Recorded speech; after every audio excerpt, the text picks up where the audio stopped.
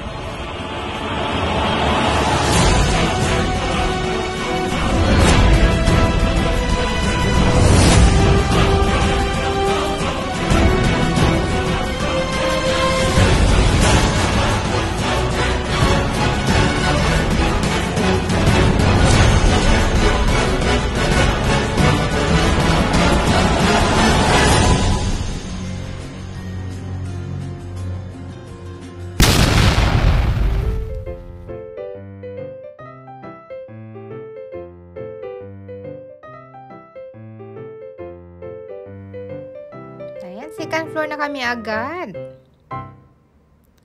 Nandito kami guys para titingin lang ng papatungan ng TV or patungan ng TV. Kasi bibili daw kami ng TV. Kaya dito kung anong interior niya, syempre titingin-tingin ko ano-anong mas maganda. Kasi meron kaming wall dito na pinapagawa sa bahay na pwede namin lagyan ng tiles tapos sabitan ng TV. So, anong pwede naming magiging design? Kung bibili lang ba kami ng patungan or yung ididikit lang yung TV. Pero syempre, kailangan pa rin namin yung sa ibaba ng TV na may patungan ng TV, Wi-Fi, at telepono sa ibaba ng TV. So, nagtry kaming tumingin dito. So, tour na rin tayo guys. Samahan nyo kami kung ano ang mga design dito sa Japan na maganda. Yung makabagong Japan. Kasi yung mga makalumang Japan, yung gumagamit pa ng mga tatami room, yung mga ganun. Pero maganda din yun. Pero sa ngayon, yung mga makabago, ito na, samahan nyo kaming panuurin. Tingnan. Kilatisin, agoy-agoy, ang mga disenyo ng Japan. Ito talaga ay ginagamit kung magpunta kayo ng mga hotel, na mag-tour, at saka yung mga nagpatayo ng bagong bahay, ito, ganito ang mga design nila sa kanilang living. O diba, ang ganda-ganda ng mga gamit. Ang mamahal nga niya, pero durable. Maganda ang quality. O diba? Super ganda ng quality dito. Ang gamit sa Japan. So kahit saan naman, well known ang Japan. So alam nyo yan. So tara, ito na.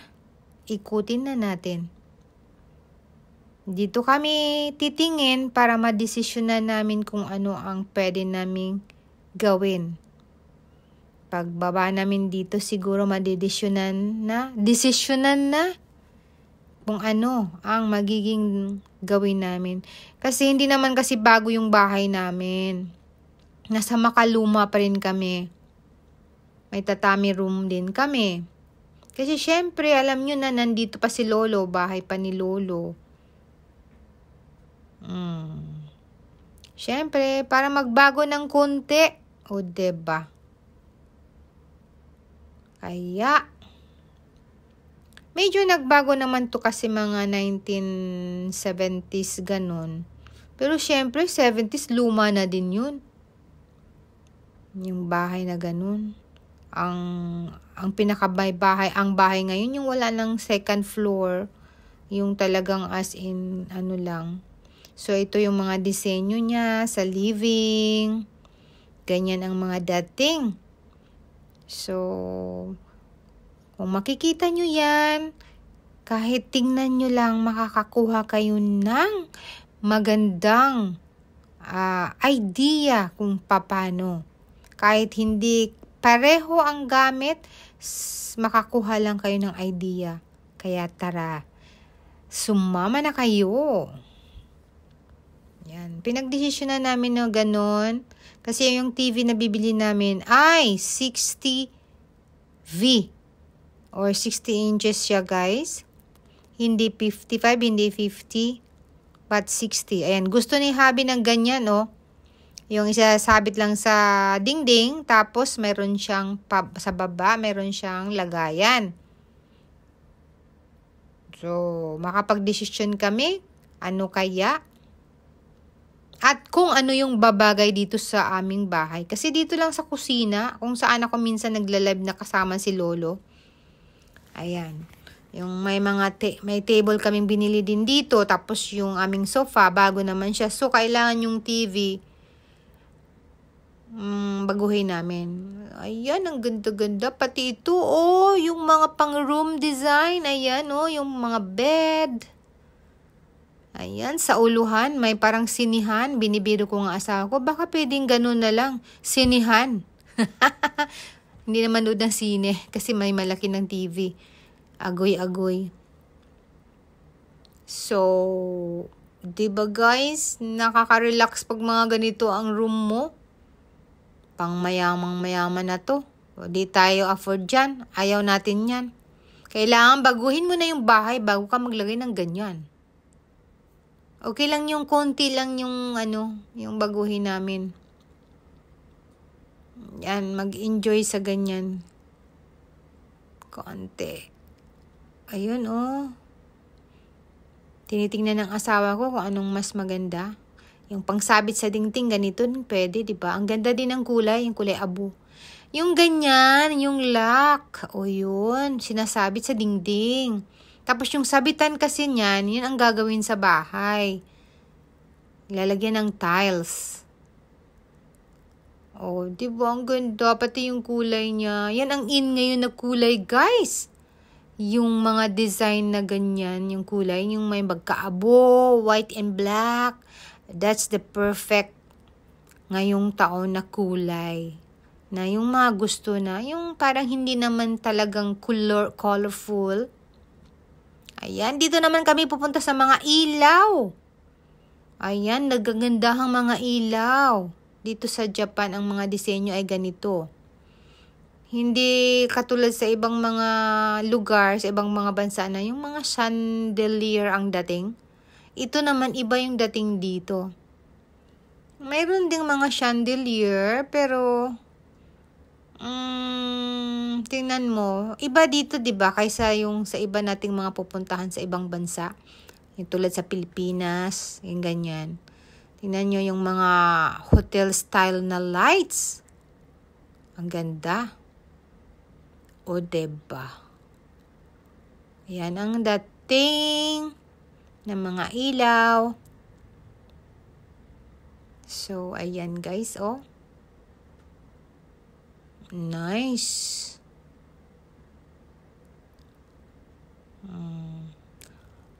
Kaya ano kayang magustuhan? Maaring yung ilaw na bilog na lang. Para panibago. Square kasi ang dating ng ilaw namin na takip dito sa bahay. So, ayan. Ikot-ikot. Ito yung interior na makikita sa Japan, guys. Sa mga makabagong panahon. At bababa na kami. Siguro nakakuha na siya ng idea niyan kung anong gusto niya. Yun ang tour natin sa second floor. So, mag-tour tayo saglit ng konti sa first floor. Ayan, papunta tayo ng first floor. Bago umuwi. Ayan, kung sino pang hindi nakapag-subscribe dyan, subscribe na.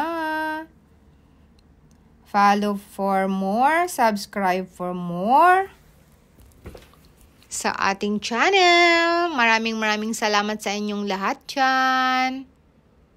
Ayan, ito naman dito sa ibaba, pang kitchenware. Merong pang toilet, pang shower, ganon. About kitchen naman siya. So, lahat ito mga ginagamit natin. May improve mo lang yung mga iba-ibang design, iba-ibang style, iba-ibang magagamit na, ay, ganda pala nito. Parang ganon. O, diba? Pero, kung sino lang yung may gusto, yun lang. Pero, hindi naman talaga need na talagang baguhin ang lahat. Kung ano lang yung madaling gamitin. Diba? At saka, hindi kalat sa gamit. Yung aayos mo ng mabuti yung gamit nyo. Hindi yung katulad dito ngayon sa amin, ang kalat. Sumasakit ang ulo ko sa kalat. Agoy-agoy. Ayan, pang garden ang dating. Diba? Habang nagbabasa ng dyaryo, ganon. May ganon-ganon pa eh. Tapos dito naman, mayroon tayong yoga corner, pang exercise. O, diba? Ganda dito, guys. Ayun. Oh. Meron pa nga akong nabiling mga pang-yoga na hindi pa na-unbox. Pang-exercise na hindi pa na-unbox. Kasi nung nagkasakit tayo, hindi na nakita, hindi na naaayos. Hanggang ngayon, 5 years nang lumipas. Agoy. Wala nang oras. Mamaya, may time. Gusto ko i-content kasi. Kaya bago i-unbox. Ayan, pang masahe. Sa leeg, sa paa, sa mga daliri. At ito naman ang mga wall decor. Ayan. Bye for now, guys. Thanks for watching sa inyong lahat. See you guys. God bless. Hanggang dito na lang. Bye. Mama. See you on my next video. God bless. Ingat tayong lahat.